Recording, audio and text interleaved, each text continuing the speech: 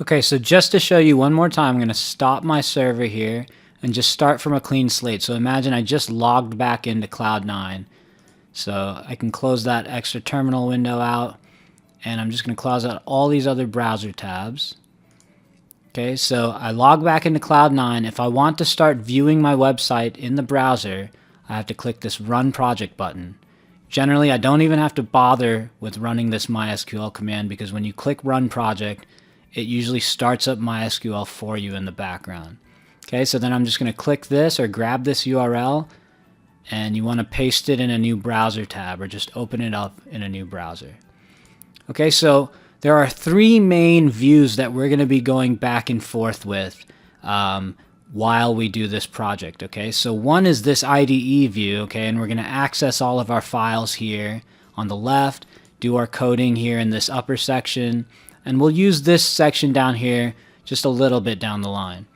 Okay, over here, this would be like our home page. Notice we're just directly at where it says C9 users.io at the end, and there's nothing after that. That means we're basically on our home page. This is what our home page currently looks like by default. I know it's pretty ugly. We're going to learn how to hack it up completely and customize it from scratch.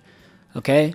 And then the third view is going to be our admin interface, and you can get there a couple of ways. One way is you can just click on this right here, your site name. Okay, if I command click on a Mac, it'll open it in a new tab, or you can also just right click and say open in new tab. Okay, so when I do that, I'm taken to the admin area. The other way to get there from your home page is just add / and then wp-admin. Okay, and hit enter, and it'll take you there.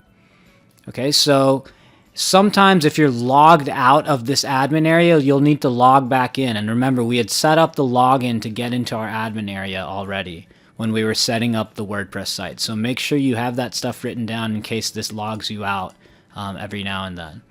Okay, so the three views, again, are the IDE view here, our home page or whatever page we're working on, and we'll just periodically hit refresh after we make code changes to see our progress. And then we'll be in this view, the admin view. So let's start here. Let's talk about this. The admin view is where we're going to basically be adding content to our website. So text, images, users, things like that. And we're also going to be able to tweak settings of our website. Okay, so that's what this section is for. Over here, like I said, we're going to refresh this every time we want to see code changes to the look and feel of our website. This is just our home page right now. And then finally over here, let's talk about this. Let's talk about the actual files we're going to deal with. Okay, so if you're not familiar, you'll want to pay some close attention here. Now, I know there are a lot of files here on the left that make this website work. Okay, so whenever we run our server by clicking this preview application or run application button, okay, and our application is running now, as we can see down here, it kind of brings these files to life, okay, and it starts up our database, and it really just brings these files to life, and so anyone in the world can navigate to our website. I know this is an ugly domain name right now, but we can change that later. And now anyone in the world can access our website. Our website has been brought to life, and it's these files and folders working together to make this website operate. Okay, so as a WordPress developer, you're going to spend most of your time inside of this WP content folder right over here.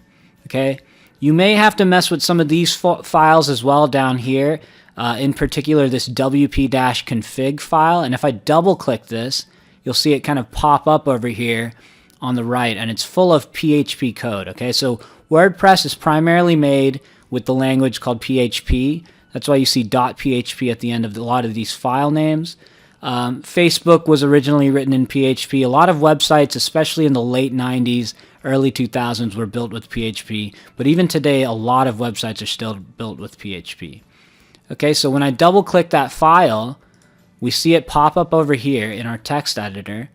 And you don't have to mess with this, but this is where kind of the configuration settings are stored in our code, okay?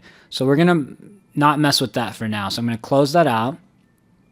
And we can also get rid of this. We don't need this README anymore. Okay, and then Where you're going to spend most of your time, like I said, is right here inside of this WP content folder. So if you open that up, you'll see there's a few folders in here. There's plugins, themes, and upgrades. So we're going to be spending most of our time in this course inside the themes folder, and we're going to create our own custom theme in here. Okay, so you can put as many themes as you want in here, and each theme basically gives your website a different look and feel. Okay, so there are two main ways you can customize a WordPress site. You can customize the theme, and there are plenty of pre-made themes that you can download, and we'll show you how to do that here in a bit.